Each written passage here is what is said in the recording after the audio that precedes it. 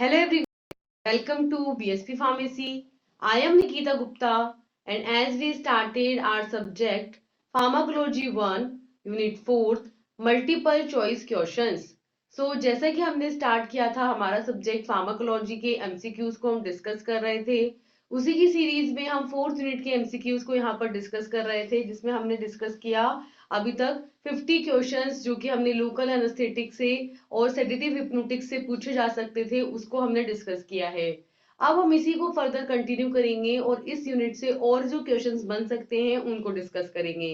तो इसके अंदर हमारा फर्स्ट क्वेश्चन है कि if you have a vial which containing 4 ml of 2% solution of lidocaine, आपके पास एक वायल है जो 4 ml की है और उस 4 ml के अंदर हमने 4 ml सोल्यूशन भर रखा है, कितने परसेंट का?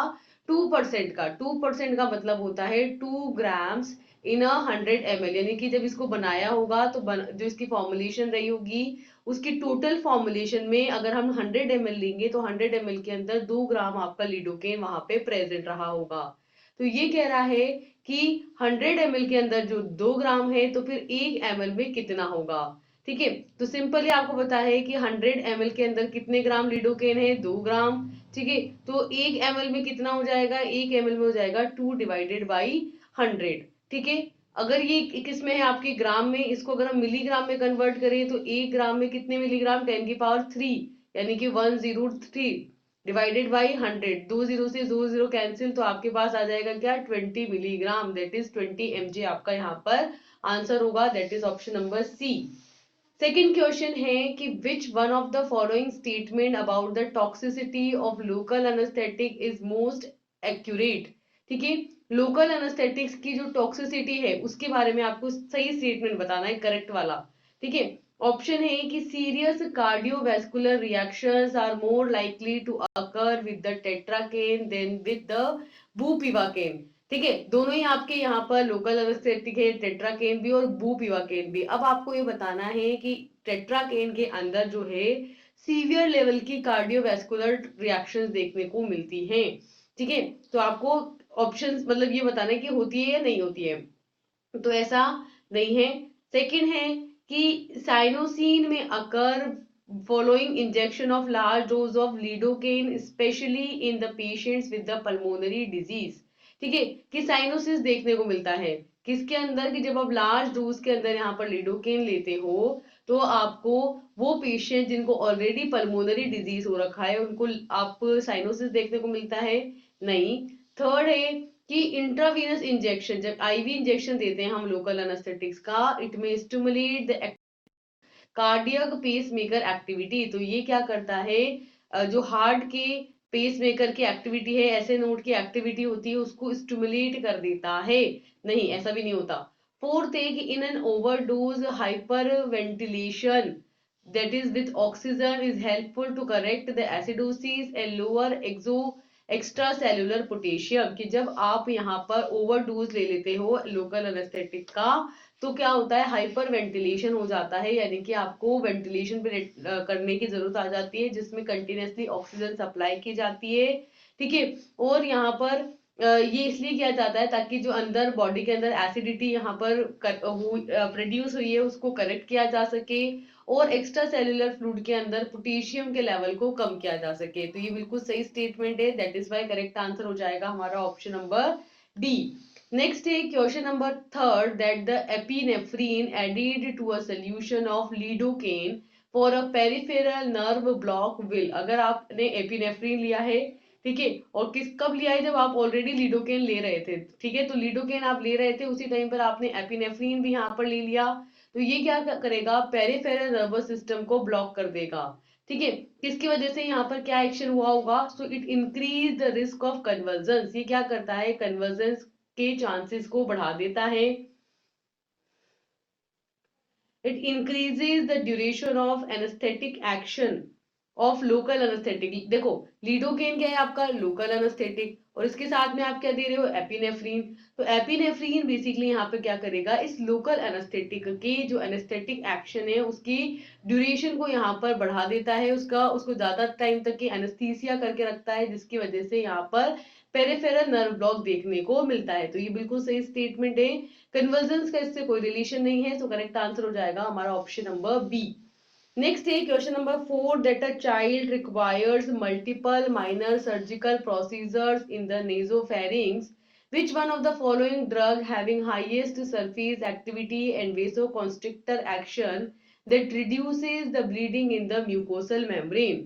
देखो क्या कह रहा है, एक चाइल्ड है, ठीक है, जिसको बहुत सारे मल्टीपल माइनर सर्जिकल प्रोसीजर्स यहाँ पर परफॉर्म किए गए हैं। एक चाइल्ड को, ठीक है, नेजोफेरिंग्स के अंदर, नाक के फेरिंग्स के अंदर उसके छोटा सा माइनर सा सर्जिकल प्रोसीजर्स यहाँ पे करने की जरूरत है। तब हम कौन सी ड्रग यहाँ पर देंगे जो कि हाई सरफेस एक्टिविटी शो करेगी, वैसोकॉन्स्ट्रिक्टर एक्शन देगी और म्यूकोसल मेम्ब्रेन में होने वाली ब्लीडिंग को यहाँ पर कम कर देगी। तो वो ड्रग हो सकती है आपके बेंजोकेन, बुपिवाकेन, कोकेन और लीडोकेन। तो वो ड्रग होगी आपके cocaine, that is option number C.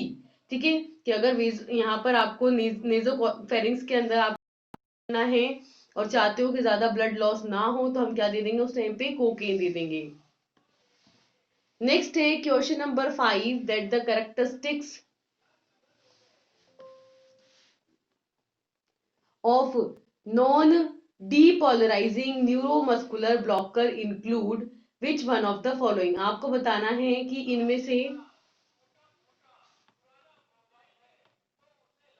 Basically हमें क्या बताना है यहाँ पर, नॉन डीपोलराइजिंग न्यूरोमस्कुलर ब्लॉकेज जो होता है उसके एक्शन को बताना है कि इनमें से जब हम नॉन डीपोलराइजिंग न्यूरोमस्कुलर ब्लॉकेज देंगे, मतलब देखो पहली चीज तो ये कि वो पोलराइजेशन ही करेगा, ठीक है, सॉरी डीपोलराइजेशन, पोलराइजिंग एजेंट भी होगा, और ब्लॉकेज यानी कि न्यूरॉन से मसल को होने वाले ट्रांसमिशन को ब्लॉक कर देगा।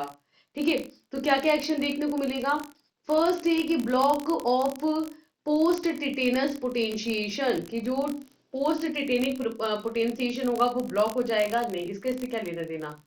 नेक्स्ट है कि हिस्टामीन ब्लॉकेज एक्शन है, इसकी वजह से हिस्टामीन ब्लॉक नहीं होगा, पुअरली सस्टेन्ड टाइटेनिक टेंशन देखने को मिलेगा। और फोर्थ है कि significant muscle fasciculation during the onset of block, कि जब ब्लॉक किया जाएगा बेसिकली। सो बेसिकली हमने ये कहा कि क्या क्या एक्शन देखने को मिल सकता है, तो हमने कहा कि वही या तो टिटेनिक जो टिटेनिक प्रिपरेशंस होती हैं, ठीक है, वो ब्लॉक हो सकती हैं, या हिस्टामीन का रिलीज ब्लॉक हो सकता है, या जो सस्टेन्ड टाइटेनिक एक्शन है वो यहाँ पर पुअर हो सकता है, या जो आपके मसल्स का फैसिकुलेशन है वो जब तक ब्लॉक रहेगा तब तक यहाँ पर सिग्निफिकेंट मसल फैसिकुलेशन देखने को मिलेगा। तो एक्चुअल में क्या होता है कि जब नॉन डीपोलराइजिंग न्यूरोमस्कुलर ब्लॉकेज दिया जाता है, तो जो जो टाइटेनिक टेंशन होता है, जो आपके टेंशन प्रोड्यूस होता है मसल्स के ऊपर, वो यहाँ पर पुअरली सस्टेन हो जाता है, क्योंकि न्यूरोमस्कुलर जो ब्लॉकेज जो जंक्शन है उसको ब्लॉक कर दिया जाएगा, ठीक है, जिसकी वजह से यहाँ पर जो सस्टेन्ड टाइटेनिक एक्शन है वो पुअर देखने को मिलेगा। So option number C will be the correct answer. Next है question number 6 that which one of the following does not cause skeletal muscle contraction और ट्विचिंग। इनमें से कौन सा आपके ड्रग है जो कि स्केलेटल मसल्स जो रहेगी उसके अंदर कॉन्ट्रैक्शन नहीं करता है या ट्विचिंग नहीं करता है। ठीक है, तो आपके पास ऑप्शन है एसिटाइल कोलिन, निकोटीन, स्टाइचिन और बेनक्वेरेनियम। ठीक है, तो बेसिकली ये कह रहा है कि कौन सी है जो स्केलेटल मसल कॉन्ट्रैक्शन नहीं करता है, वही जो कि स्केलेटल मसल रिलैक्सेंट होगा। रिलैक्सेंट क्या करेगा, कॉन्ट्रैक्शन नहीं करेगा, बहुत ऑब्वियस सी बात है। रिलैक्सेंट कौन सा है यहाँ पर, बेनक्वेरेनियम, इसलिए करेक्ट आंसर क्या हो जाएगा, ऑप्शन नंबर डी। नेक्स्ट है question number 7 that which one of the following is most effective in the management of malignant hyperthermia. ठीक है, आपको ये बताना है कि इन ऑप्शंस में से आपके मैलिग्नेंट हाइपरथर्मिया की जो कंडीशन है उसके अंदर कौन सी ड्रग रहेगी जो सबसे ज्यादा इफेक्टिव होगी। ठीक है, तो हाइपरथर्मिया यानी इंक्रीज्ड टेम्परेचर की बात हो रही है यहाँ पर। अगर टेम्परेचर आपका ज्यादा हो रहा है तो हम क्या करेंगे यहाँ पर, एंटीबायोटिक देंगे, तो इनमें से एंटीबायोटिक कौन सी है आपकी? ऑप्शन है बैक्लोफेन, डेंट्रोलीन, हेलोपेरिडोल और सक्सिनाइल कोलिन। तो कौन सी है यहाँ पर? डेंट्रोलीन। डेंट्रोलीन जो होती है उसको मेलिग्नेंट कंडीशन वाला हाइपरथर्मिया के ट्रीटमेंट के लिए, मैनेजमेंट के लिए दिया जाता है। तो correct answer is option number B. Next है question number 8, that following is a G protein coupled receptor. यहाँ पर जीपीसीआर जो है वो कौन सी ड्रग है आपके? ठीक है, तो ऑप्शन है आपके पास रिसेप्टर कौन सा वाला है, जीपीसीआर का एग्जांपल बताना है आपको। तो यहाँ पे है एएमपीए, ये तो एनएमडीए रिसेप्टर है, ठीक है, और एनएमडीए रिसेप्टर, कैलिनेट, ये बेसिकली क्या है आपके? न्यूक्लियर रिसेप्टर है। सिर्फ यहाँ पर जो है मेटाबोट्रोपिक रिसेप्टर है जो कि जी प्रोटीन कपल रिसेप्टर यानी कि जी है। दैट इज वाई आपका करेक्ट आंसर हो जाएगा option number D. Next is question number 9, that which one of the following drug is most often associated with the hypotension caused by the histamine release? इनमें से कौन सी drug है जो blood pressure को कम करती है, हाइपोटेंशन यहाँ पर हाइपोटेंशन प्रोड्यूस करती है जब यहाँ पर हिस्टामीन का रिलीज होता है। हिस्टामीन रिलीज हुआ, हिस्टामीन रिलीज की वजह से बीपी आपका कम हुआ, तो वो कौन सी ड्रग है? तो वो है आपके डायजेपान, पेनक्वेरेनियम, टीजाडिडीन और ट्यूबोकुरेनियम। इनमें से कौन सी ड्रग है जो हिस्टामीन रिलीज होने पर हाइपोटेंशन प्रोड्यूस करेगी? यानी कि दोनों कंडीशन होनी चाहिए कि ये ड्रग, पहली बात तो हिस्टामीन रिलीज के लिए रिस्पॉन्सिबल होनी चाहिए जो हमको पता है कि ट्यूबोकुरेनिन है, ठीक है, और साथ में ये वीनस रिटर्न को कम करके ब्लड प्रेशर को भी कम करती है। तो दोनों काम करती है, इसलिए करेक्ट आंसर हो जाएगा ऑप्शन नंबर डी। नेक्स्ट है question number 10, that which one of the following drug has caused hyperkalemia? इनमें से कौन सी ड्रग है जो हाइपरकैलेमिया यानी इंक्रीज्ड पोटेशियम लेवल यहाँ पर करती है, leading to the cardiac arrest in the patients with the neurological disorder. और यहाँ पर जिनको न्यूरोलॉजिकल डिसऑर्डर्स हो रखे हैं उन पेशेंट्स के अंदर कार्डियक अरेस्ट के लिए भी रिस्पॉन्सिबल होती है, यानी कि पोटेशियम के लेवल को बढ़ा करके न्यूरोलॉजिकल डिसऑर्डर वाले पेशेंट के अंदर कार्डियक अरेस्ट के लिए रिस्पॉन्सिबल होती हैं। ऑप्शन है आपके पास बैक्लोफेन, 22, सक्सिनाइल कोलिन एंड ट्यूबोकुरेनिन। तो यहाँ पर करेक्ट आंसर होगा आपका सी, दैट इज सक्सिनाइल कोलिन। ठीक है, सक्सिनाइल कोलिन क्या करेगा? यहाँ पर पोटेशियम का लेवल ज्यादा कर देगा जिसकी वजह से कार्डियक अरेस्ट की प्रॉब्लम देखने को मिलेगी। नेक्स्ट है question number 11, that which of the following is an excitatory amino acid receptor antagonist? ये चार ऑप्शन है आपके पास, इनमें से बताना है कि कौन सा आपके excitatory amino acid receptor antagonist है। यानी कि पहली बात तो क्या करेगा, अमीनो एसिड का बना हुआ है और जब ये बाइंड करेगा आपके रिसेप्टर्स के ऊपर तो एंटागोनिस्टिक एक्शन ये देगा। ठीक है, तो ऑप्शन है आपके पास फिनसाइक्लिडीन, क्यूस क्यूनेलेट, होमोसिस्टिनेट और कैलिनेट। तो करेक्ट आंसर इज फिनसाइक्लिनेट। फिनसाइक्लिनेट जो है वो एक excitatory amino acid receptor antagonist drug हमारी होती है। ठीक है, तो ये हो गया करेक्ट आंसर हमारा ए। नेक्स्ट है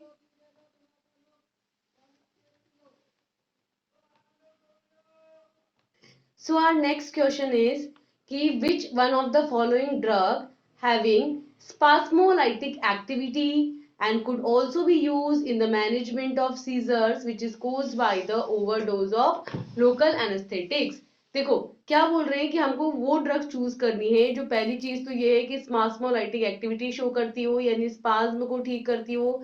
ठीक है, स्पाज्म की जो कंडीशन होती है, पेन हो रहा है या कोई स्पाज्मेटिक कंडीशन है, ठीक है, तो वो स्पाज्मोलाइटिक कंडीशन ये शो करे यानी उस स्पाज्म को, उस पेन को, उस दर्द को वो खत्म कर दें और साथ में लोकल एनेस्थेटिक्स का जो सीजर्स का इफेक्ट आता है उस सीजर्स के इफेक्ट को मैनेज करने का भी ये काम करते हैं। तो ऑप्शन है आपके पास बैक्लोफेन, साइक्लोबेंजाप्रीन, डेंट्रोलीन और डायाजेपाम। ठीक है, तो इनमें से कौन सी ड्रग है आपके पास जो कि स्पाज्मोलाइटिक एक्टिविटी भी देती है और सीजर का भी ट्रीटमेंट करती है? ठीक है, तो ऑप्शन के अकॉर्डिंग यहाँ पर करेक्ट आंसर हो जाएगा हमारा diazepam, that is option number D. ठीक है, नेक्स्ट है question number 13, that which one of the following drug is given pre-operatively will prevent the post-operative pain which is caused by the succinyl choline? ठीक है, इनमें से कौन सी drug है जिसे हम ऑपरेशन से पहले देते हैं ताकि जो ऑपरेशन के बाद जो दर्द हो उसे रोका जा सके, जो कि सक्सिनाइल कोलिन के साथ देखने को मिलता है। देखो सक्सिनाइल कोलिन बेसिकली हमारी यहाँ पर क्या करती है, स्केलेटल मसल्स को रिलैक्स करती है, जिसकी वजह से ऑपरेशन के बाद में मोस्टली पेन होता है। तो उस कंडीशन को ट्रीट करने के लिए कौन सी ड्रग यहाँ पर ऑपरेशन के पहले ही दे दी जाती है? सो ऑप्शंस हैं baclofen, dantrolene, diazepam and tubocurarine. So correct answer is option number D, that is tubocurarine. ठीक है, next is question number 14, that as a physician, आप एक फिजिशियन की तरह सोच के देखना है कि you could tell the patient, आप पेशेंट को क्या बता सकते हो, and its closely family members all of the following things about the levodopa except. ठीक है, यानी कि 3 स्टेटमेंट यहाँ पर बोले जाएंगे लीवोडोपा के बारे में, जो कि आप उस पेशेंट को बता सकते हो, सिर्फ एक एक्शन है जो नहीं बता सकते। क्या है? फर्स्ट, कि taking the drug in a divided dose will increase the nausea and vomiting. तो आप पेशेंट को या उसकी फैमिली को बताओगे कि जब आप, अगर इन केस आप इस ड्रग को डिवाइडेड डोज की फॉर्म में लोगे तो आपको नोजिया वॉमिटिंग के सिम्टम्स देखने को मिलेंगे, इसलिए आपको ऐसा नहीं करना है। ये पहली चीज है जो आप बताओगे, बिल्कुल सही बात है, बताएंगे सही। सेकेंड है, he should be careful when he stand up because he may get digi.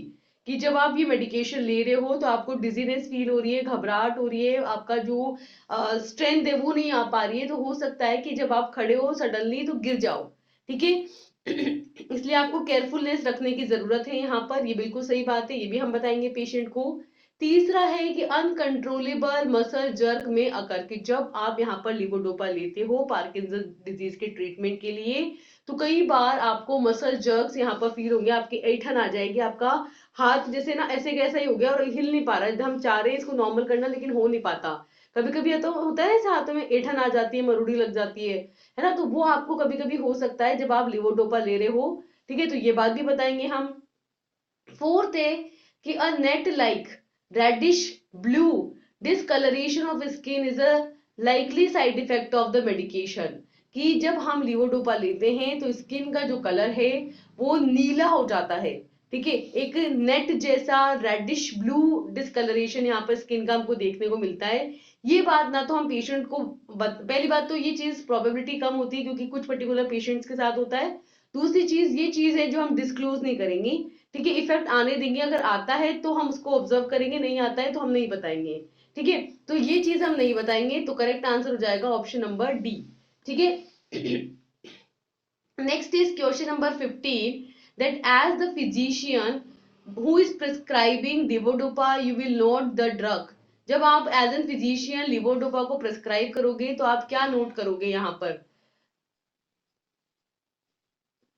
Option A that it causes less severe behavioral side effect is if given with a कार्बोडोपा। अगर आप लिवोडोपा को कार्बिडोपा के साथ देते हो, ठीक है, तो यहाँ पर बिहेवियरल साइड इफेक्ट्स कम देखने को मिलते हैं।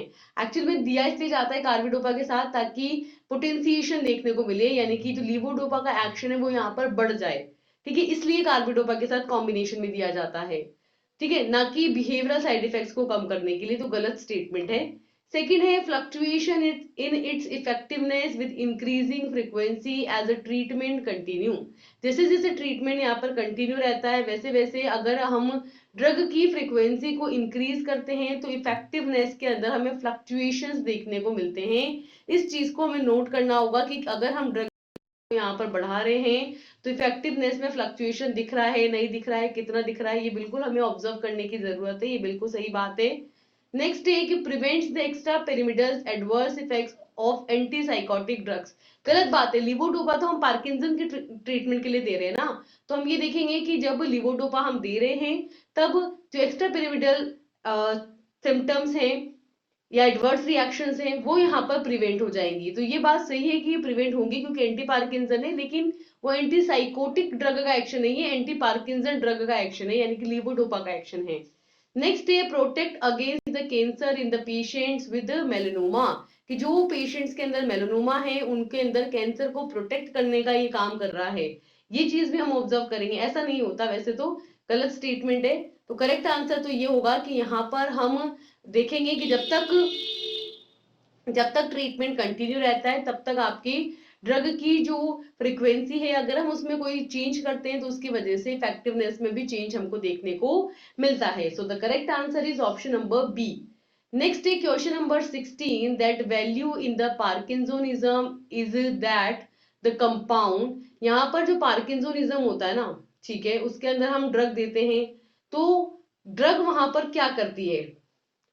तो ऑप्शन है crosses the blood brain barrier, blood brain barrier को क्रॉस कर जाती है. पार्किंसन की ड्रग नहीं कर पाती तभी तो प्रोड्रग की फॉर्म में देते हैं. सेकेंड है inhibits mono amino ऑक्सीडीज type 1, MAO B को इनहिबिट करके एक्शन देते हैं, ये भी गलत है. Inhibits aromatic L amino acid D carboxylase. हाँ, कार्बिडोपा होता है जो कि आपके एल अमीनो एसिड जो कार्बोक्सिलेज एंजाइम होता है उसको इनहिबिट करके काम करता है, ये सही बात है. It is converted the false neurotransmitter carbidopamine. ठीक है, कार्बिडोपामीन के अंदर कन्वर्ट हो जाता है, ऐसा कुछ नहीं होता. ठीक है, तो करेक्ट आंसर ये है कि ये क्या करता है, aromatic L amino acid D carboxylase enzyme को इनहिबिट कर देता है और पार्किंसन को ट्रीट करता है. ठीक है, ये इसकी मैकेनिज्म ऑफ एक्शन हो गया, बिल्कुल सही बात है ये. नेक्स्ट है question number 17 that which one of the following statement about the bromocriptine is accurate. Bromocriptine जो होता है उसके लिए कौन सा स्टेटमेंट यहाँ पर सही है. पहला कि it should not be administered to the patients who are taking anti muscarinic drug. ठीक है, ब्रोमोक्रिप्टीन के बारे में पहला स्टेटमेंट है कि अगर कोई पर्सन एंटी मस्कैरिनिक ड्रग ले रहा है तो उसके साथ में इसको नहीं देंगे. दोनों का अलग अलग मैकेनिज्म ऑफ एक्शन है, कोई फर्क नहीं पड़ता अगर कोई एंटी मस्कैरिनिक ले रहा है तो. गलत स्टेटमेंट है ये. सेकंड है effectiveness in the Parkinson disease requires its metabolic to active metabolite. कि आपके पार्किंसन ड्रग है, उस पार्किंसन ड्रग की जो इफेक्टिवनेस होगी किसके अंदर, मेटाबॉलिक कन्वर्जन के अंदर, मेटाबॉलिक कन्वर्जन के थ्रू एक्टिव मेटाबोलाइट में कन्वर्ट हो रहा होगा. मतलब यही कहना चाह रहा है कि भाई हमने ब्रोमोक्रिप्टीन दे रहे हैं पार्किंसन डिजीज के ट्रीटमेंट के लिए और ये कितना इफेक्टिव होगा ये इस बात पर डिपेंड करेगा कि जब ये अपने इनएक्टिव फॉर्म से मेटाबॉलिक कन्वर्जन के थ्रू एक्टिव मेटाबोलाइट में कन्वर्ट होगा तो उसके ऊपर ड्रग की इफेक्टिवनेस डिपेंड करेगी. वैसे तो ये बात सही भी है कि ऑब्वियस सी बात है कि कितना आपका प्रोड्रग एक्टिव ड्रग में कन्वर्ट हो पाएगा उसी के बेसिस पर इसकी इफेक्टिवनेस को डिस्क्राइब किया जा सकता है. एक नॉर्मल ड्रग के केस में ये बिल्कुल सही स्टेटमेंट होगा. ठीक है, थर्ड है कि भाई a drug is contraindicated in the patients with the history of साइकोसिस. अगर किसी पेशेंट को साइकोसिस रहा है तो हम वहां पर ब्रोमोक्रिप्टीन नहीं दे सकते, बिल्कुल सही बात है ना. नेक्स्ट है कि a drug should not be administered to the patients who are taking levodopa. वो पेशेंट जो लीवोडोपा ले रहे हैं उनको ब्रोमोक्रिप्टीन नहीं दे सकते, ऐसा कुछ नहीं दे सकते, कॉम्बिनेशन इफेक्ट देखने को मिलेगा. ठीक है, तो करेक्ट आंसर है यहाँ पर कि हम साइकोसिस के पेशेंट्स को ब्रोमोक्रिप्टीन यहाँ पर नहीं देंगे. ठीक है, नेक्स्ट है question number 18 that the presents with the swollen feet, they are red, tender and very painful. You could clear up these symptoms within a few days if you told the patients to stop taking. क्या बोल रहे हैं कि एक आपको बताना है कि किसी के पैर हैं वो स्वेलन हो गए हैं, पैर स्वेलन हो गए हैं. ठीक है, तो यहाँ पर आपको रेडनेस दिखने को मिल रही है, टेंडरनेस दिखने को मिल रही है, काफी ज्यादा पेन आपको देखने को मिल रहा है. तो आपको ये बताना है कि ये जो सिम्टम्स हैं, ठीक है, जो कुछ दिनों में देखने को मिल रहे हैं, ये कैसे क्लियर अप हो जाएंगे. अगर कोई पर्सन, अगर आप उनको बताएं कि आप ये वाली मेडिकेशन लेना बंद कर दो, कोई पर्टिकुलर मेडिकेशन है जिसकी वजह से पैरों में सूजन है, रेडनेस है, टेंडरनेस है, पेन हो रहा है, तो इनमें से कौन सी मेडिकेशन की वजह से वो हो रहा है जिसको अगर हम लेना बंद कर देंगे तो ये इफेक्ट जो रहेंगे, सिम्टम्स जो रहेंगे वो खत्म हो जाएंगे. सो ऑप्शन है आपके पास एमिडाडीन, ये तो HIV की ड्रग है वैसे तो, है ना, बेंजट्रोपिन, ब्रोमोक्रिप्टीन और लिवोडोपा. ठीक है, लिवोडोपा का भी इससे कोई रिलेशन नहीं है, पार्किंसन के लिए यूज होगी. ये होती है आपकी एंटीकोलिनर्जिक. ठीक है, और बची आपकी ब्रोमोक्रिप्टीन. तो ब्रोमोक्रिप्टीन बेसिकली एक हार्मोन है, एक न्यूरोट्रांसमीटर है, या हम कह सकते हैं सिंथेसाइज हार्मोन है, बेसिकली ये सिंथेटिक फॉर्म है हार्मोन की. ठीक है, और ये क्या करती है, इस स्वेलन फीट के लिए रिस्पॉन्सिबल होती है, इसलिए हम यहाँ पर इसको लेना बंद करेंगे. तो करेक्ट आंसर होगा option number C, that is bromocriptine. Next है question number 19 that concerning the drug which is used in the Parkinsonism, which of the following statement is accurate.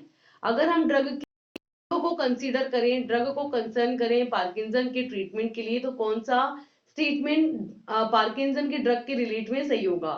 ठीक है, ऑप्शन है कि लीवोडोपा जो ड्रग है ये कोज करती है माइड्रियासिस, अच्छा, और can precipitate an attack of acute glaucoma, कि जो आपके लीवोडोपा ड्रग है वो माइड्रियासिस भी कोज करती है और एक्यूट ग्लूकोमा के जो अटैक्स होते हैं उसको भी प्रेसिपिटेट कर सकती है, मतलब खत्म कर सकती है।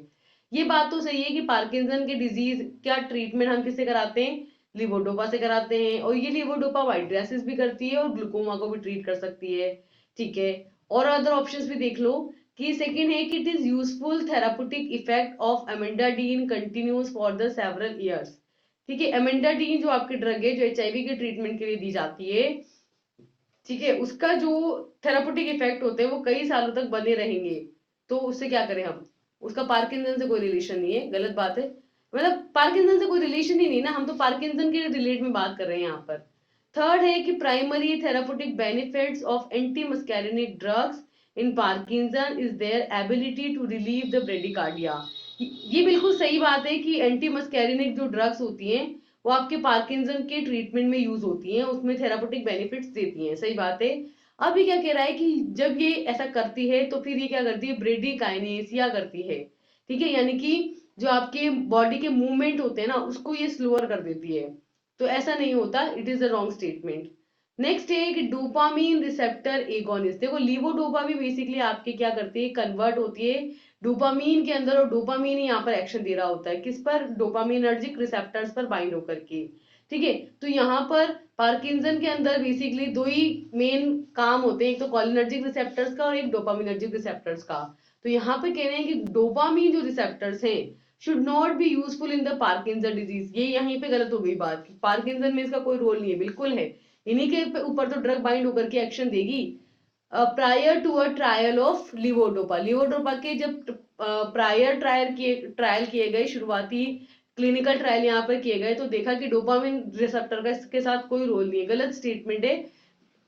लीवोडोपा डोपामीन में कन्वर्ट होकर डोपामिनर्जिक रिसेप्टर्स पे बाइंड होकर ही एक्शन दे रही होती है। ठीक है, तो यहाँ पर करेक्ट आंसर ये है कि लीवोडोपा माइड्रियासिस भी करती है और एक्यूट ग्लूकोमा को भी ट्रीट करती है। ठीक है, नेक्स्ट है question number 20, that a previously healthy 50-year-old woman begins to suffer from a slowed mentation and develops rightening movement of her tongue and hands. In addition, she has a delusion of being prostituted. The woman past history of psychiatric and neurologic disorders. What is the most appropriate drug for the treatment? देखो, एक 50 साल की healthy women है, ठीक है, उसको मेंटलेशन हो रहा है, यानी कि मेंटल डिसऑर्डर हो रहा है, और उसके ना ऐसे टंग जो रहती है वो बिना रीजन के, या हाथ रहते हैं वो मूव करते रहते हैं। ठीक है, मोस्टली ये सारे सिम्टम्स पार्किंसन के हैं। वैसे ऐसा होता है कि उसमें हाथ है ना वो 4 दिनों पर ऐसे ऐसे ऐसे ऐसे ऐसे ऐसे हिलते रहते हैं, मतलब, है ना, तो वो उसके यही बोल रहे हैं कि उसके टंग और हैंड्स जो रहते हैं वो ऐसे ही अपने आप हिल रहे हैं, और उसको डिल्यूजन हो रहा है कि उसके साथ मतलब उसको कुछ भी ऐसे गलत फहमियां हो रही है, डिल्यूजन हो रहा है। उसकी पहले कोई हिस्ट्री नहीं रही है साइकाइट्रिक की और न्यूरोलॉजिकल डिसऑर्डर्स की, लेकिन फिर भी ये सिम्टम्स उसको देखने को मिल रहे हैं।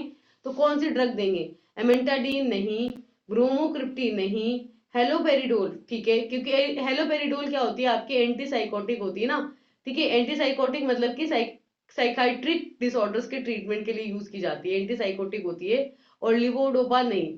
ठीक है, लिवोडोपा अगर सिर्फ यहाँ तक बात होती ना कि भाई उसके हाथ पैर हिल रहे हैं तो हम लिवोडोपा दे सकते थे, लेकिन क्या बोल रहे हैं कि साथ में उसको डिल्यूजन्स भी हो रहे हैं, तो यहाँ पे हमको एंटीसाइकोटिक का भी एक्शन चाहिए।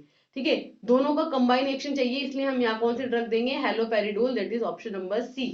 ठीक है, next is question number 21, that great caution must be exercised in the use of this drug or drugs from the same class in the Parkinson patients who have prostatic hypertrophy and obstructive gastrointestinal disease।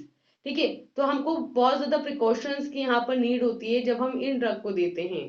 ठीक है, तो Parkinson disease के treatment के लिए हम इन चारों में से कौन सी ड्रग देंगे जिनको ऑलरेडी क्या हो रखा है? प्रोस्टेटिक हाइपरट्रॉफी या ऑब्स्ट्रक्टिव जीआईटी डिजीज, यानी कि जीआईटी में नहीं जानी चाहिए ड्रग, पहली बात तो ये है। ठीक है, जीआईटी के अंदर जानी नहीं चाहिए, ओरली रूट से लेना ही नहीं है ड्रग को, दूसरे रूट से लेना है और पार्किंसन का ट्रीटमेंट करेंगी। तो आपके ऑप्शन है बेंजोट्रोपिन, कार्बा कार्बिडोपा, लीवोडोपा एंड प्रोपिनिरोल। ठीक है, तो यहाँ पर आपका करेक्ट आंसर हो जाएगा बेंजोट्रोपिन। बेंजोट्रोपिन बेसिकली आपकी होती है यहाँ पर एंटीकोलिनर्जिक। ठीक है, ये डोपामिनर्जिक है, ये भी डोपामिनर्जिक है। ठीक है, ये क्या है आपके एंटीकोलिनर्जिक है, और एंटीकोलिनर्जिक जब हम देंगे तो वो आपके जीआईटी ट्रैक पे काम किए बिना सीधे ही पार्किंसन को ट्रीट कर देगी। That is why option number A will be the correct answer. Next take question number 22, that which one of the following statement about the pramipexole is accurate? pramipexole के लिए कौन सा statement सही है? ठीक है, ऑप्शन से it activates dopamine due to receptors, ठीक है, it may cause postural hypotension, ठीक है, and it is not an ergot alkaloid, बिल्कुल सही, ergot alkaloid ये नहीं है, ergot alkaloid में आएगा ग्लूटामीन, डाइहाइड्रोग्लूटामीन एक्सेट्रा। ठीक है, तो ये इर्गोट एल्कोलॉइड नहीं है और पोस्टुरल हाइपोटेंशन कोज करती है, और किस पे बाइंड होती है? डोपामीन D2 रिसेप्टर्स पर जाकर के बाइंड होकर के उसको एक्टिवेट करती है। ठीक है, तो correct answer will be the all of the above, option number D. ठीक है, नेक्स्ट है question number 23, that tolcaprone may be of value in patients with being treated with the levodopa carbidopa because it, यहाँ पर आपकी drug है जिसका नाम है टोल्काप्रोन। ठीक है, टोल्काप्रोन को हम यहाँ पर दे रहे हैं किसके साथ में? लिवोडोपा कार्बिडोपा के साथ में। क्यों? क्योंकि ये क्या कर रही है, इसको क्यों दे रहे हैं यहाँ पे कॉम्बिनेशन में? Because it activates catechol O methyl transferase नहीं, it decreases the formation of third position पे ओ मिथाइल डोपा। ठीक है, मिथाइल डोपा को बनने से रोकती है ये बात ठीक है। नेक्स्ट है it inhibits mono oxidase type B, MAO B का नहीं, एक एक्शन चाहिए होता है, तो ये भी गलत है। नेक्स्ट है inhibits the dopamine Uptake, dopamine को अपटेक होने से रोकती है, ऐसा ये कुछ नहीं करती है ना। तो यहाँ पर मेन इसका जो रीजन है कि टोल्केप्रोन को क्यों देते हैं लीवोडोपा कार्बिडोपा के साथ में, ताकि मिथाइल डोपा का फॉर्मेशन यहाँ पर ना हो जाए, उसका फॉर्मेशन इनहिबिट हो जाए। So option number B will be the correct answer. Next है question number 24, that concerning hypothesis for the pathophysiological basis of schizophrenic, which one of the following statement is correct? ठीक है, तो यहाँ पर हम क्या कह रहे हैं, शाइजोफ्रेनिया के ट्रीटमेंट के लिए कौन सा पैथोफिजियोलॉजिकल बेसिस है जो सही है? ठीक है, तो ऑप्शन है पोजिट्रॉन इमिशन टोमोग्राफी टेक्निक है बेसिकली, इट शोज दैट ये बताती है कि decrease dopamine receptors in the brain of both untreated and drug related schizophrenics, कि जब हम शाइजोफ्रेनिया का ट्रीटमेंट कर रहे होते हैं ना, ठीक है, या अनट्रीटेड कंडीशन में होता है, तो उस टाइम पे बेसिकली क्या होता है, डोपामीन रिसेप्टर्स जो होता है उनकी संख्या यहाँ पर कम होती जाती है। ठीक है, तो हम यहाँ पर शाइजोफ्रेनिया की पैथोफिजियोलॉजी को स्टडी करते हैं, तो हम ये पाते हैं कि शाइजोफ्रेनिया की कंडीशन के अंदर डोपामीन रिसेप्टर्स का जो लेवल होगा वो कम हो जाएगा। क्या ऐसा होगा? एक बात बताओ, रिसेप्टर्स कम होते हैं कभी नहीं, वो तो जितने हैं उतने बने रहेंगे ना, तो ये तो गलत हो गया। नेक्स्ट है drugs that block the dopamine receptors are useful for elevated psychotic symptoms in the Parkinson disease. Parkinson disease के ट्रीटमेंट में साइकोटिक सिम्टम्स को एलिवेट करने के लिए हम क्या करते हैं, यहाँ पर जो डोपामीन रिसेप्टर्स होते हैं उनको ब्लॉक कर देते हैं। देखो ये सही बात है कि पार्किंसन डिजीज के रिसेप्टर पर बाइंड करके ही हमारी ड्रग एक्टिवेट करती है, लेकिन वो वहां पर ब्लॉक नहीं करती, एक्टिवेट कर रही होती है, तो ये स्टेटमेंट भी गलत हो गया। थर्ड है आपके पास कि the clinical potency of many antipsychotic drugs correlate with their beta adreno receptor blocking action, कि यहाँ पर कई सारे हमारे एंटीसाइकोटिक ड्रग्स होते हैं, ठीक है, और अगर हम यहाँ पर कोरिलेट करें किसके साथ, बीटा एड्रिनर्जिक ब्लॉकिंग एक्शन के साथ, ठीक है, तो यहाँ पर एंटीसाइकोटिक ड्रग की जो आपकी एक्टिविटी होगी वो उसके साथ कॉरिलेटेड रहेगी। क्या कह रहे हैं कि भाई जो कई सारी आपकी एंटीसाइकोटिक ड्रग्स होती हैं, ठीक है, जिसको हम beta adeno receptor blocking action के साथ देते हैं, तो वो कोरिलेट करते हैं, तो वो आपकी क्लिनिकल पोटेंसी उनकी ज्यादा देखने को मिलती है। ऐसा कुछ नहीं है, antipsychotic plus beta adeno blocking agent, साथ में देंगे तो क्लिनिकल पोटेंसी इंक्रीज मिलेगी, नहीं। नेक्स्ट है कि ड्रग विच आर इंड्यूस साइकोसिस can occur without the activation of beta dopamine receptor, कि यहाँ पर क्या होता है, आपके ब्रेन के अंदर डोपामिनर्जिक रिसेप्टर्स होते हैं, इनका एक्टिवेशन किए बिना ड्रग जो है वो साइकोसिस इंड्यूस कर देती है। साइकोसिस का इससे ब्रेन के डोपामिनर्जिक रिसेप्टर से कोई रिलेशन नहीं होता, तो ये बात बिल्कुल सही है ना, कि बिना ब्रेन के डोपामिनर्जिक रिसेप्टर्स को एक्टिवेट किए हम साइकोटिक एक्शन यहाँ पर ड्रग का देख सकते हैं, बिल्कुल सही बात है। तो option number D will be the correct answer. Next है question number 25, choose the correct action from the following. सही स्टेटमेंट बताना है कि musculo musci muscimol is a GABA B selective, नहीं, मस्सीमोल गाबा बी सिलेक्टिव नहीं है, एंटागोनिस्ट है पहली बात तो, है ना, एगोनिस्ट है ही नहीं, जो गलत है। और इसी तरीके से जो बाइकुकुलिन है वो भी एंटागोनिस्ट है, एगोनिस्ट है ही नहीं, तो ये तो बात ही नहीं आती कि गाबा ए की है या बी की है, पहली बात ही ये है कि एंटागोनिस्ट है, एगोनिस्ट है ही नहीं, तो ये तो यहाँ कैंसिल हो गया। नेक्स्ट कि जो पिक्रोटोक्सिन आपकी ड्रग है, it blocks the chloride channel associated with GABA A receptors, ठीक है, गाबा ए रिसेप्टर के साथ जो क्लोरीन चैनल यहाँ पे प्रेजेंट होते हैं उनको ब्लॉक करने का काम करती है पिक्रोटोक्सिन, बिल्कुल सही है। और इसी तरीके से ये बेंजो डाइजेपिन ब्लॉकिंग एजेंट का भी काम करती है, so correct answer is option number C. Next है कि बैक्लोफेन जो है आपके गाबा ए ऑर्गेनिस्ट है, नहीं, तो आपका करेक्ट आंसर यही है कि पिक्लोटॉक्सिन जो होती है, ये पिक्लोटॉक्सिन गाबा ए रिसेप्टर के साथ बाइंड करके क्लोराइड चैनल्स को आपके ब्लॉक करके एक्शन यहाँ पर देती है। नेक्स्ट है question number 26, that a 30-year-old man patient on the drugs therapy for the psychotic problems, he complains that he feels flat and that he gets confused at the times. He has been gaining the weight, his sex drive. As he moves his head, you notice a slight tremors. He tells you that since he have been on medication, he is always feels thirsty and frequently has to urinate. The drug is most likely to be taken. देखो क्या कह रहा है, एक 30 साल का आदमी है, ठीक है, उसको साइकोटिक प्रॉब्लम्स है, तो वो साइकोसिस लेगा यहाँ पर। अब वो कह रहा है कि उसको थोड़ा सा ना कंफ्यूज लगता है, कभी कभी थोड़ा सा फ्लैट लगता है, कभी कभी कंफ्यूज हो जाता है वो, उसका वेट भी यहाँ पर इंक्रीज हो रहा है और उसका सेक्स ड्राइव भी यहाँ पर धीरे धीरे खत्म होता जा रहा है, उसको सेक्स की भी कोई फीलिंग नहीं है। अब जब वो धीरे धीरे ऐसे ही चलता रहता है तो वो फील करता है कि कभी कभी उसको ट्रिमर्स भी आते हैं, ठीक है। और वो ये बताता है कि भाई जब भी वो ये पर्टिकुलर उसको मेडिसिन यहाँ पर दी गई है, वो मेडिसिन का नाम हमें बताना है, कि ये जब मेडिकेशन वो लेता है तो उसको बहुत प्यास लगती है और मन करता है बार बार यूरिनेट करने का, ठीक है। तो कौन सी ड्रग है वो यहाँ पर, तो आपके पास ऑप्शन है क्लोनाजेपाम, क्लोजेपिन, हेलोपेरिडोल और लिथियम। तो करेक्ट आंसर इज लिथियम। आप चाहो तो यहाँ पे एलिमिनेशन रूल भी लगा सकते हो, जिसके थ्रू आपको पता चल जाएगा तीनों सेम क्लास से बिलोंग करती है, ये डिफरेंट क्लास से बिलोंग करती है, तो correct answer is option number D, that is lithium, ठीक है।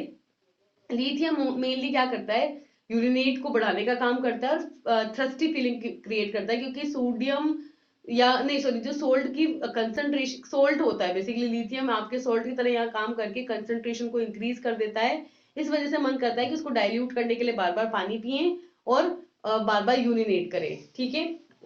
नेक्स्ट इज क्वेश्चन नंबर 27, क्या कह रहा है क्वेश्चन नंबर 27 कि a young male patient diagnosed as a schizophrenia develops severe cramps on the torticollis for a short time after the drug therapy is initiated with the haloperidol. The best course of action would be, क्या कह रहे हैं कि एक young male patient है, ठीक है, उसको डायग्नोसिस हुआ कि उसको शाइजोफेनिया हुआ है यहाँ पर, ठीक है, और उसको बहुत ज्यादा मसल्स क्रैम्प्स हो रहे हैं, ठीक है, और वो ड्रग थेरेपी भी ले रहा है, यहाँ पर ड्रग थेरेपी की फॉर्म में वो हेलोपेरिडोल ले रहा है। तो कौन सा बेस्ट एक्शन यहाँ पर देखने को मिलेगा कि it add clozapine to the drug regimen, कि यहाँ पर ड्रग रेजिमेन के अंदर हमको क्लोजापीन अगर हम ऐड करते हैं तो हमको और ज्यादा बेस्ट मिलेगा, नहीं ऐसा कुछ नहीं है, ठीक है, वैसे तो एडिटिव इफेक्ट हो जाएगा। नेक्स्ट है that discontinue haloperidol and observe the patient, कि हमको क्या करना चाहिए कि हेलोपेरिडोल हम दे रहे हैं ना ट्रीटमेंट के लिए, उसको हमको रोक देना चाहिए और पेशेंट को ऑब्जर्व करना चाहिए। ठीक है। तीसरी चीज हमको कर सकते हैं कि गिव ओरल डाइफिनहाइड्रामीन, कि ओरली डाइफिनहाइड्रामीन जो कि आपकी हिस्टामिनिक ड्रग होती है वो हमको देनी चाहिए। हिस्टामिन एंटागोनिस्टिक है ये ड्रग, ये देनी चाहिए। फोर्थ है कि इंजेक्ट बेंजोट्रोपिन, बेंजोट्रोपिन दो। ठीक है, ये बेंजोट्रोपिन जो होती है हमारी एंटीकोलिनर्जिक होती है, और जो क्रैम्प्स वगैरह आ रहे हैं, मसल क्रैम्प्स आ रहे हैं, उसके ट्रीटमेंट के अंदर यूजफुल हो सकती है। सही बात है। और हेलोपेरिडोल तो हम दे ही रहे हैं ऑलरेडी शाइजोफेनिया के ट्रीटमेंट के लिए। और जो करंट कंडीशन होगी ना, जो करंट सिम्टम्स होंगे, बेसिकली यहाँ पे ये बेंजोट्रोपिन क्या करेगी, ये तो सिम्टम्स को रिलीव करेगी, और हेलोपेरिडोल जो होगी ये यहाँ पर डिजीज को ट्रीट कर रही होगी। तो इस तरीके का साइमल्टेनियस एक्शन हम यहाँ पर चाहते हैं। So the correct answer will be option number D. Next है question number 28, that which one of the following statement about the action of phenothiazine is accurate. जो आपकी ड्रग है फिनोथायाजीन, उसके लिए कौन सा स्टेटमेंट यहाँ पर सही है कि they are muscarinic receptor, muscarinic receptors को एक्टिवेट करके काम करती है? नहीं, इनके रिसेप्टर्स, क्योंकि ये साइकोटिक है ना, इनके रिसेप्टर्स अलग से आते हैं। दे आर एंटीमिटिक, उल्टी होने से भी रोकती है। अच्छा, नेक्स्ट है they decrease the serum prolactin level, serum के अंदर प्रोलैक्टिन जो हार्मोन है इसके लेवल को कम कर देती है? नहीं, इसका क्या काम है इसी प्रोलैक्टिन के साथ, ऐसा कुछ नहीं है। नेक्स्ट है कि दे एलिवेट द सीजर थ्रेशोल्ड, जो सीजर्स की थ्रेशोल्ड वैल्यू रहेगी ना, जहां से ये एक्शन करना शुरू करेगा उसको ये बढ़ा देगी। नहीं, उसको देखो, कोई भी ड्रग है उसका काम ये है कि जो थ्रेशोल्ड वैल्यू है उसको कम किया जा सके, ताकि जो कंडीशन है उसको रिकवर कर सके। तो ये ऐसा भी नहीं करेगी। मेन बात ये है कि ये साइकोटिक होने के साथ साथ एंटीमिटिक ड्रग का भी काम करती है। So option number B will be the correct answer. Next है question number 29, that within the days starting haloperidol treatment of for the psychotic disorders, a young male developed severe generalized muscle rigidity and higher fever in the emergency room. He was coherent with the increased heart rate, hypotension, and diaphoresis. Laboratory studies indicate that he having acidosis, leukocytosis, and increased creatinine kinase. The most likely reason for the symptoms is that the patient was suffering from, देखो हमें condition बतानी है उसको क्या हुआ है, कि पिछले कुछ दिनों से एक पेशेंट है, उसको साइकोटिक डिसऑर्डर है, तो वो हेलोपेरिडोल ले रहा है, एक चीज तो ये कर रहा है वो। ठीक है, मेल यंग पेशेंट है, तब वो उसको लगता है कि भाई उसको मसल्स में रिजिडिटी फील हो रही है, उसको बहुत ज्यादा हाई फीवर हो रहा है, तो वो हेलोपेरिडोल ले रहा था इमरजेंसी। फिर उसको सडनली एक इमरजेंसी कंडीशन आई, जब उसका हार्ट रेट बढ़ गया, ब्लड प्रेशर उसका डाउन हो गया, और डायफोरोसिस की कंडीशन आई। ऑल्सो जब लेबोरेटरी के अंदर यहाँ पर टेस्ट लगाए गए तो ये पाया गया कि उसको एसिडोसिस की भी कंडीशन है, यानी कि ब्लड के अंदर एसिड का लेवल इंक्रीज है। ठीक है, एसिड का लेवल यहाँ पर बढ़ा हुआ है ब्लड के अंदर। नेक्स्ट उसको ल्यूकोसाइटोसिस है, यानी कि जो डब्ल्यूबीसी का लेवल है वो कम हो रखा है। क्रिएटिन काइनेज एंजाइम का जो लेवल है वो यहाँ पे बढ़ा हुआ है। तो हमें बताना है कि क्या सिम्टम्स यहाँ पर देखने को मिलेंगे। ऑप्शंस हैं agranulocytosis, severe bacterial infection, neuroleptic malignant syndrome, and spastic retrocollis. ठीक है, तो यहाँ पर आपको जो देखने को मिलेगा वो है कि ग्रेनुलोसाइटोसिस, ग्रेन्यूल्स का जो सेल के अंदर लेवल है वो यहाँ पर कम हो गया है। देखो ल्यूकोसाइटोसिस देखने को मिल रहा है, ल्यूकोसाइटोसिस मतलब डब्ल्यूबीसी तो कम है, लेकिन सारी ग्रेन्यूल्स का लेवल कम नहीं हुआ है यहाँ पर अभी। बैक्टीरियल इन्फेक्शन हुआ है उसको, क्रिएटिन काइनेज का लेवल बढ़ा है। तो आप ऐसे सोचो इसके साथ कि न्यूरोलेप्टिक मैलिग्नेंट सिंड्रोम हुआ है उसको, कई सारे डिजीज एक साथ हो गई है। ठीक है, और स्पास्टिक रिट्रोकोलिस कॉलिस हुआ है? नहीं, तो correct answer is option number C कि न्यूरोलेप्टिक मैलिग्नेंट सिंड्रोम की कंडीशन यहाँ पर उसको देखने को मिली है, उसके साथ वो सफर कर रहा है। नेक्स्ट है question number 30, which of the following is mainly inhibitory transmitter in the brain. ठीक है, इनहिबिटरी न्यूरोट्रांसमीटर बताना है आपको। तो डोपामीन, नॉर एपिनेफ्रिन और ग्लाइसिन, ये तो क्या है, आपके एक्साइटेटरी न्यूरोट्रांसमीटर होते हैं। ठीक है, सिर्फ आपके गाबा होता है जो इनहिबिटरी होता है, इसलिए करेक्ट आंसर हो जाएगा ऑप्शन नंबर डी। नेक्स्ट है question number 31, that concerning the proposed mechanism of action of antidepressant drug which one of the following statement is accurate. अगर हम यहाँ पर एंटी डिप्रेसेंट ड्रग के मैकेनिज्म ऑफ एक्शन की बात करें तो इनमें से कौन सा स्टेटमेंट होगा जो बिल्कुल सही होगा। ठीक है, तो आपके पास ऑप्शन है कि bupropion is an effective inhibitor of noradrenaline and 5-HT transporter. ठीक है, एंटी डिप्रेसेंट ड्रग की बात हो रही है। एंटी डिप्रेसेंट ड्रग के मैकेनिज्म ऑफ एक्शन को अगर हम कंसर्न करें तो कौन सा स्टेटमेंट सही होगा कि जो बुप्रियोन होगा आपकी ड्रग, ये नॉन एपिनेफ्रीन और 5-HT हिस्टामिनिक जो ट्रांसपोर्टर है उसका इनहिबिटर होता है। अच्छा नेक्स्ट है कि chronic treatment with the antidepressant often leads to up regulation of adreno receptors, कि अगर आप एंटी डिप्रेसेंट बहुत ज्यादा ले लोगे तो उसकी वजह से एड्रिनो रिसेप्टर्स यहाँ पर अप रेगुलेट हो जाएंगे, नहीं डिप्रेस हो जाएंगे वो तो। नेक्स्ट है कि elevation in the amino metabolites in cerebrospinal fluid is characteristic of most depressing patient of the drug therapy, कि जब यहाँ पर हम एंटी डिप्रेसेंट देते हैं जो और वो आपके मेटाबोलाइज होकर के अमीन मेटाबोलाइट बनाते हैं सेरिब्रोस्पाइनल फ्लूइड के अंदर, सीसीएफ के अंदर, तो हमको यहाँ पर ड्रग थेरेपी के डिप्रेस्ड एक्शन देखने को मिलते हैं। नहीं, एंटी डिप्रेसेंट तो डिप्रेशन को खत्म करने के लिए ना, डिप्रेशन बढ़ाने के लिए थोड़ी है, तो ये भी गलत बात हो गया। नेक्स्ट है कि the most acute effect of most tricyclics, tricyclic आपके बेसिकली एंटी डिप्रेसेंट है जिनमें ट्राईसाइक्लिक 3 साइक्लिक रिंग्स देखने को मिलती है जैसे कि फिनोथायाजीन एक्सेट्रा। तो यहाँ पर ये क्या करती है कि नॉरएपिनेफ्रिन और सेरोटोनिन का जो लेवल है सेंट्रल नर्वस सिस्टम के अंदर उसको हम रीअपटेक कर लेते हैं, है ना। तो क्या कह रहा है, नहीं नहीं नहीं, ये कह रहा है कि जब हम ट्राईसाइक्लिक्स लेते हैं ना तो ये क्या करता है, नॉरएपिनेफ्रिन और सेरोटोनिन का जो लेवल होगा सीएनएस के अंदर उसको मेंटेन करेगा और इनकी न्यूरोनल अपटेक को ब्लॉक कर देगा। ये ठीक बात है, इसी वजह से यहाँ पर अप रेगुलेशन देखने को नहीं मिलता है। ठीक है, तो क्या बोल रहे हैं हम, तो क्या कहना चाह रहे हैं कि भाई जब आप यहाँ पर एंटी डिप्रेसेंट ड्रग लेते हो, ठीक है, तो ये क्या करती है, इसके अंदर एक ड्रग आती है स्पेसिफिकली ट्राईसाइक्लिक्स जिनके अंदर 3 साइक्लिक रिंग्स प्रेजेंट होती हैं, उनको जब लिया जाता है तो वो सीएनएस के अंदर नॉरएपिनेफ्रिन और सेरोटोनिन जो रहता है उसके रीअपटेक को क्या कर देती है, ब्लॉक कर देती है, उनका अपटेक नहीं होने देती। और ये किसके लिए रिस्पॉन्सिबल होते हैं, ये करते हैं डिप्रेशन। ठीक है, ये डिप्रेशन एक्टिविटी के लिए रिस्पॉन्सिबल होते हैं। ठीक है, तो इनको ब्लॉक कर देती है, इनका अंदर आने नहीं देती, जिसकी वजह से एंटी डिप्रेसेंट एक्शन जो होता है यहाँ पर देखने को मिलता है, यानी कि डिप्रेशन की कंडीशन ट्रीट आउट हो जाती है। ठीक बात है, तो correct answer is option number D. Next है question number 32 that which of the following effect is unlikely to occur during the treatment of amitriptyline. जब आप एमिट्रिप्टाइलिन ड्रग लेते हो यहाँ पर तो क्या इफेक्ट देखने को मिलता है। ऑप्शन है alpha adeno receptor blocking agent, कि ये यहाँ पर अल्फा रिसेप्टर्स को ब्लॉक कर देते हैं एमिट्रिप्टाइलिन। नेक्स्ट है elevation of the seizure threshold, जो सीजर्स यहाँ पर जनरेट होते हैं उनका जो थ्रेशोल्ड लेवल रहता है वो और ज्यादा हो जाता है।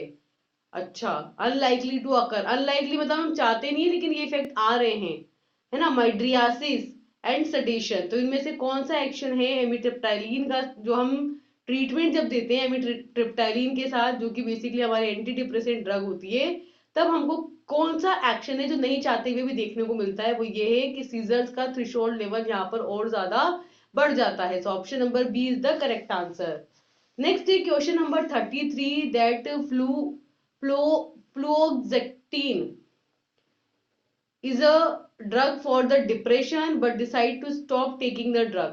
ठीक है, ये जो ड्रग होती है ना आपकी फ्लूओक्सेटिन, ये आपकी डिप्रेशन करती है, लेकिन बोला जाता है कि जब ये ड्रग ले रहे हो आप तो आपको दूसरी कोई ड्रग नहीं लेनी है। ठीक है, when questioned he said that it is affected its sexual performance।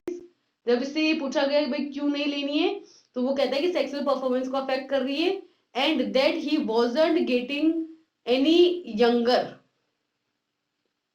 You notice that he is used the tobacco products, आप हम फील करते हैं कि टबैको प्रोडक्ट्स वो ले रहा है and if you decide to reinstitute drug therapy to this patient, what will be the best choice? सुनो क्या कह रहे हैं। एक ड्रग है आपकी फ्लोक्सेटिन, है ना।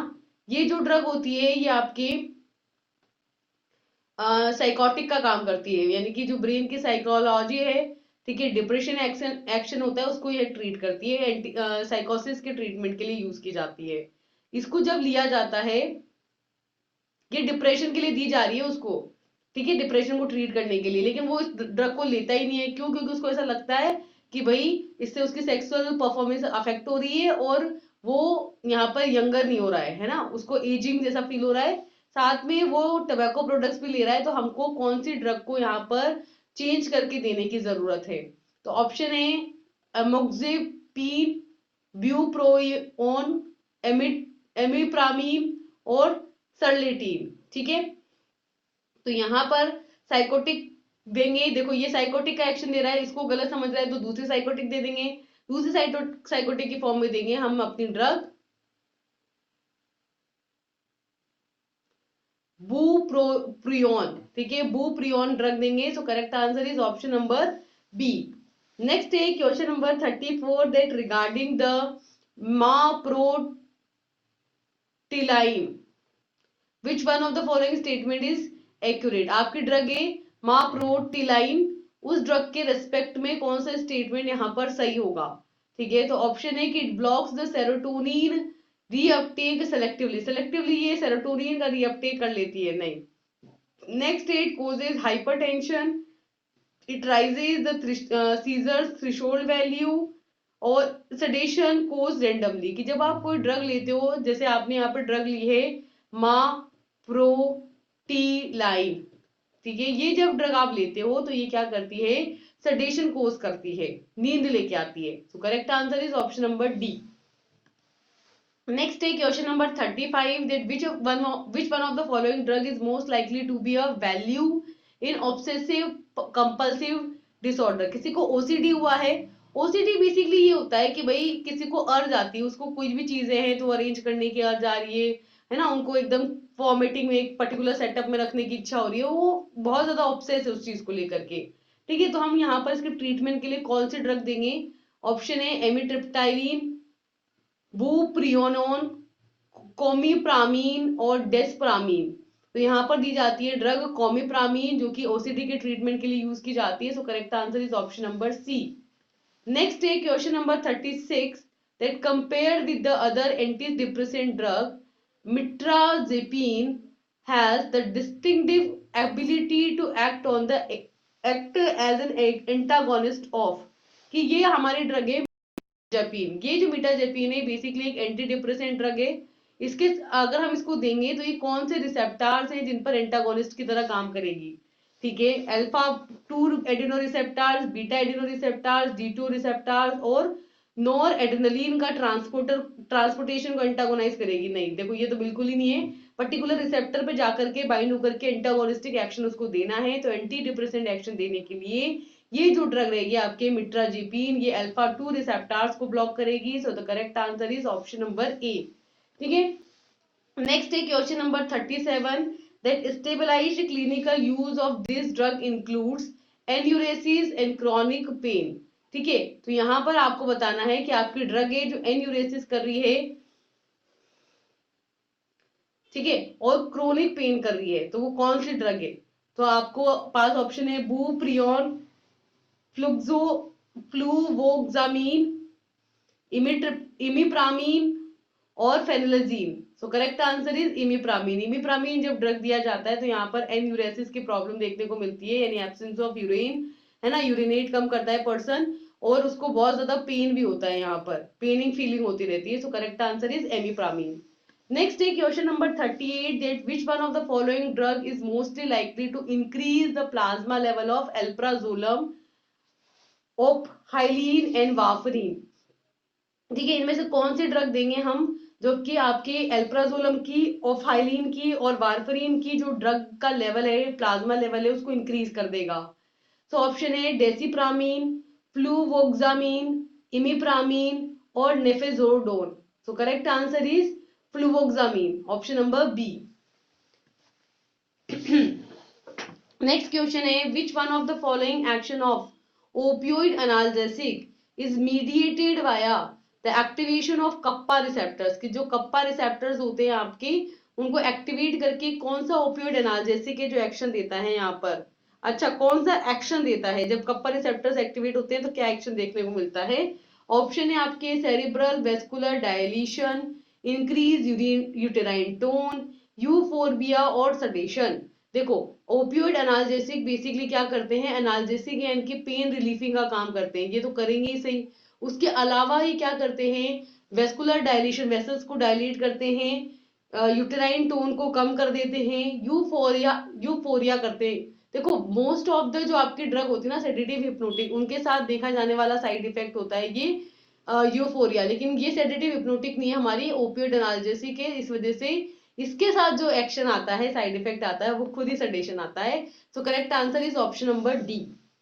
नेक्स्ट है question number 14, that which one of the receptor antagonist is known as attenuated some of the actions of alcohol, कि ये पर्टिकुलर आपके इस रिसेप्टर को ब्लॉक करके अल्कोहल का जो एक्शन है उसको यहाँ पर एटीन्यूएट किया जाएगा, उसको इफेक्टिव किया जाएगा। तो बेसिकली ये कहना चाहता है कि अल्कोहल कौन से रिसेप्टर को ब्लॉक करता है। तो आपके ऑप्शन है गाबा ए, गाबा बी, एनएमडीए और ग्लाइसिन। तो ये काम करता है गाबा ए को ब्लॉक करके। So correct answer is option number A. Next है question number 41, that which one of the following statement about the propoxyphene is accurate. Propoxyphene के केस में कौन सा स्टेटमेंट यहाँ पर सही है। ऑप्शन है कि analgesic equivalent to oxycodone, second है antagonist 8 mu receptors, causes dose limited diarrhea and seizures which is occurred in the overdose। क्या कह रहे हैं, चार स्टेटमेंट दे रहे हैं, उसमें बताना है कि जो प्रोपोक्सीफेन ड्रग है उनके लिए कौन सा स्टेटमेंट सही है। कि भाई जब इसको ऑक्सीकोडोन के साथ में दिया जाता है तो ये एनाल्जेसिक इफेक्ट देता है। प्रोपोक्सीफेन भी आपके ओपियोइड एनाल्जेसिक है वैसे, तो ये ऑक्सीकोडीन जैसा उसकी इक्विवेलेंट देता है एक्शन, नहीं। म्यू रिसेप्टर्स पर बाइंड करके एंटागोनाइज करके एक्शन देता है, नहीं। लिमिटेड डोज, लिमिटेड अगर लिमिटेड डोज में देंगे तो डायरिया करेगा, नहीं। लेकिन अगर आप ओवर डोज में दोगे तो सीजर्स कर देगा, ये बिल्कुल सही बात है। So option D is the correct answer. Next है question number 42, that a young male patient is brought to emergency room of a hospital which is suffering from a overdose of an cocaine which is following intravenous administration. His symptoms are unlikely to include। क्या कह रहे हैं कि एक young male patient है, ठीक है, उसको इमरजेंसी रूम में लाया गया है हॉस्पिटल के अंदर। उसने क्या किया है, एक्चुअली कोकेन का ओवरडोज कर लिया है, और ना उसको आईवी रूट से इसने एडमिनिस्टर किया और बहुत ज्यादा ओवरडोज में ले लिया। तो उसको क्या क्या सिम्टम्स देखने को मिल रहे होंगे, एजिटेशन, ब्रेडिकार्डिया, हाइपरथर्मिया और मायोकार्डियल इंफ्रेक्शन। देखो, एजिटेशन, घबराहट तो कब होती है, मतलब एजिटेशन तो कब होती है जब स्मॉलर डोज में लेते हैं, लेकिन ओवरडोज में लिया है तो एजिटेशन नहीं होगा। हार्ट रेट उसकी यहाँ पर ब्रेडिकार्डिया यानी हार्ट रेट कम हो जाएगी, है ना। हाइपरथर्मिया यानी कि उसका बॉडी टेम्परेचर यहाँ पर इंक्रीज हो जाएगा, और मायोकार्डियल इंफ्रेक्शन की कंडीशन भी देखने को मिल सकती है ना। तो कोकेन बेसिकली यहाँ पर क्या कर रही है, आपके एनाल्जेसिक का एक्शन देती है ना, और डिल्यूजन्स यहाँ पर कोज करेगी। तो ये सारे एक्शंस आपको देखने को मिलेंगे। तो option number C will be the correct answer. Next है, which one of the following statement is about hallucination is accurate. Hallucinations के बारे में कौन सा स्टेटमेंट सही है, कि यहाँ पर Misa mescaline and related hallucinogens are thought to extend their CNS action through the dopaminergic system। कि आपके पास यहाँ पर ड्रग है मिस्कालीन, और जो हेलुसिनेशंस वाले ड्रग होंगे वो क्या करेगा, ब्रेन के अंदर जो डोपामिनर्जिक रिसेप्टर्स होंगे उन रिसेप्टर्स के थ्रू सीएनएस एक्टिविटी देंगे।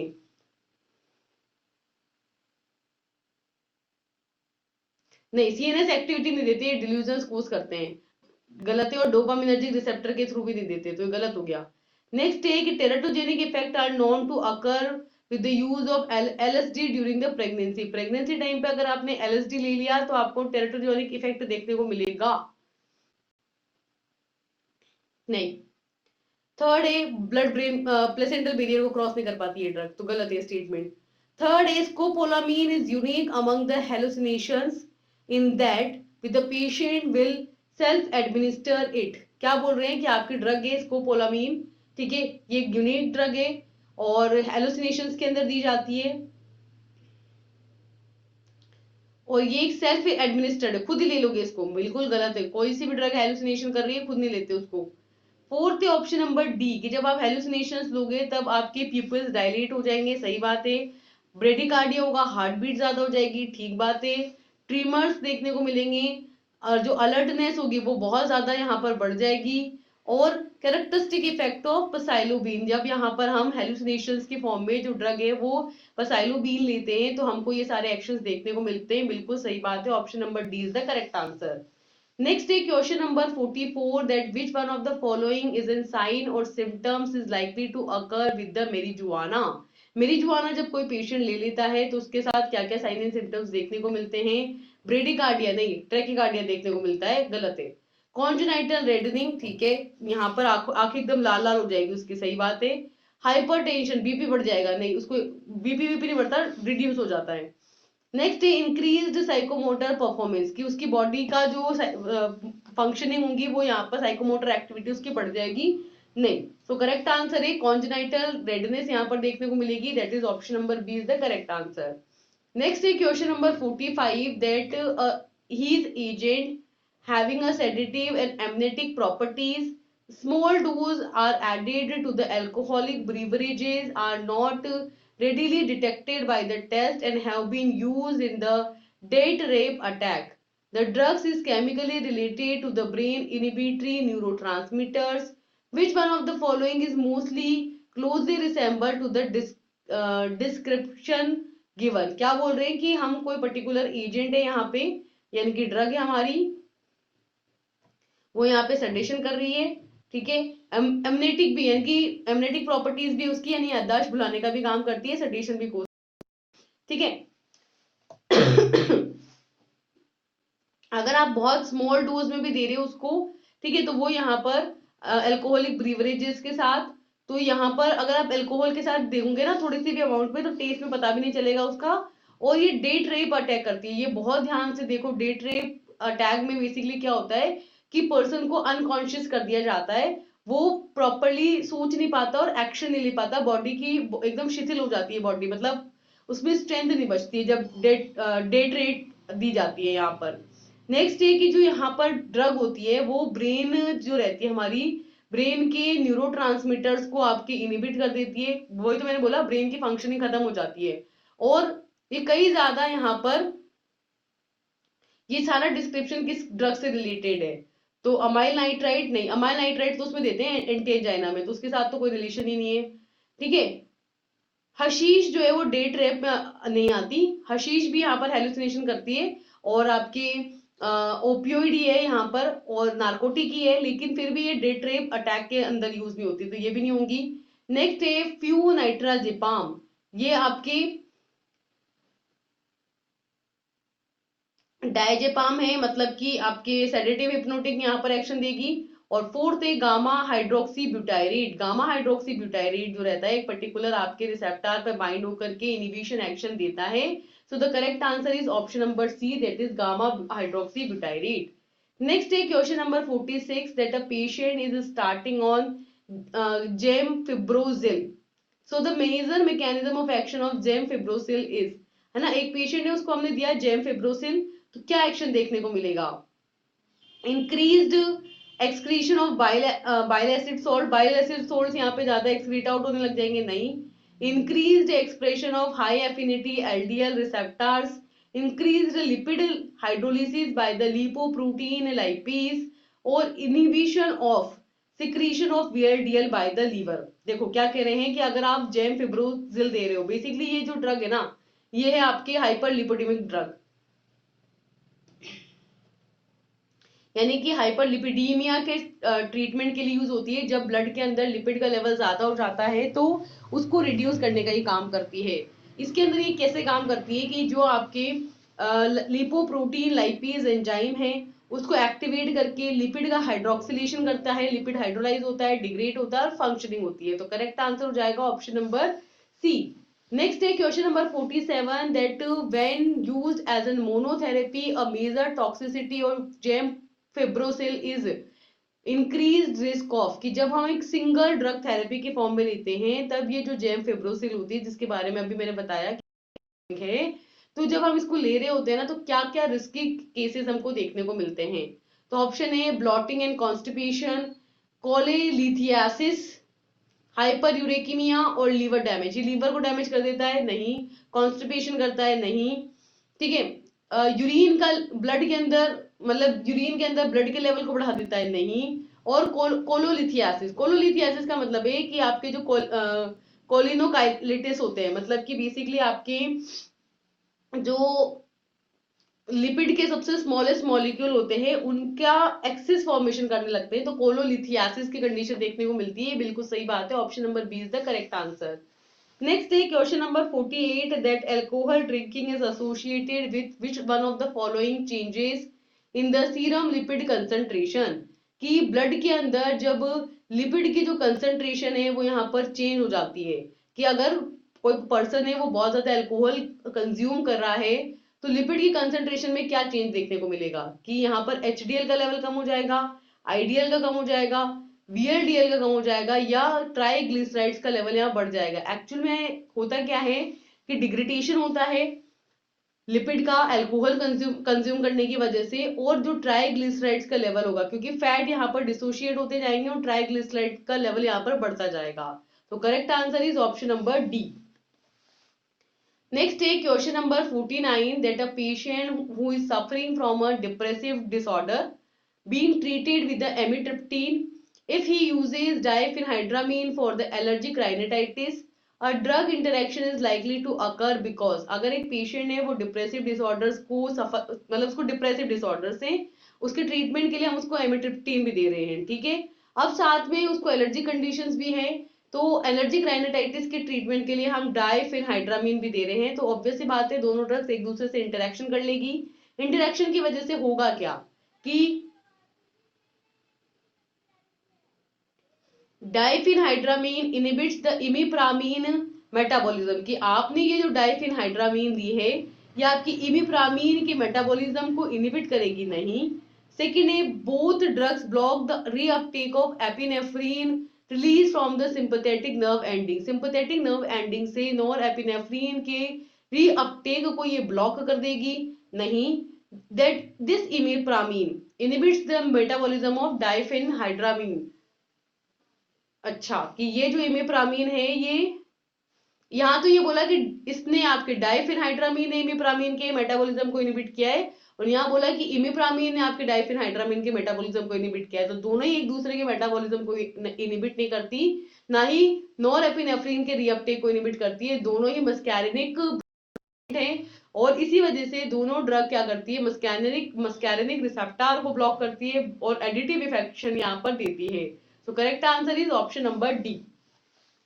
लास्ट क्वेश्चन है question number 50, that taking the fluoxetine the most likely results it, fluoxetine जब हम देते हैं तो क्या एक्शन देखने को मिलता है, कि it antagonize the antidepressant action of fluoxetine. Antidepressant drug है, ठीक है, और एंटागोनिज्म करके देखती है नहीं। A decrease in the plasma level of fluoxetine, fluoxetine का जो लेवल है प्लाज्मा के अंदर वो कम हो जाता है यहाँ पर नहीं। हाइपरटेंसिव क्राइसिस देखने को मिलते हैं, यानी कि बीपी बढ़ जाता है नहीं। नेक्स्ट है agitation, muscle rigidity, hyperthermia and seizure, कि यहाँ पर एजिटेशन होते हैं, मसल्स की रिजिडिटी देखने को मिलती है, बॉडी टेम्परेचर जो रहता है वो यहाँ पर इंक्रीज हो जाता है, सीजर्स देखने को मिलते हैं जब हम फ्लुक्सोजेंटिन देते हैं। तो सही बात है कि भाई यहाँ पर बहुत ज्यादा एजिटेशन होते हैं। एक्चुअल में फ्लुक्सेटिन जो है आपके मसल्स को ट्रीट करने का काम करती है, हाइपरथर्मिया की कंडीशन करती है, सीजर्स को ट्रीट करती है ना, सीजर्स वगैरह आ रहे होते हैं, एजिटेशन होते हैं, तो उस कंडीशन को ट्रीट करती है, ठीक है। तो correct answer is option number D. So इसी के साथ ये हुए हमारे नेक्स्ट 50 क्वेश्चंस। अब हम मिलेंगे नेक्स्ट लेक्चर के साथ जहां हम अगेन 50 क्वेश्चंस जो 4th यूनिट से बन सकते होंगे उनको डिस्कस करेंगे। Till then thank you and all the best, bye bye.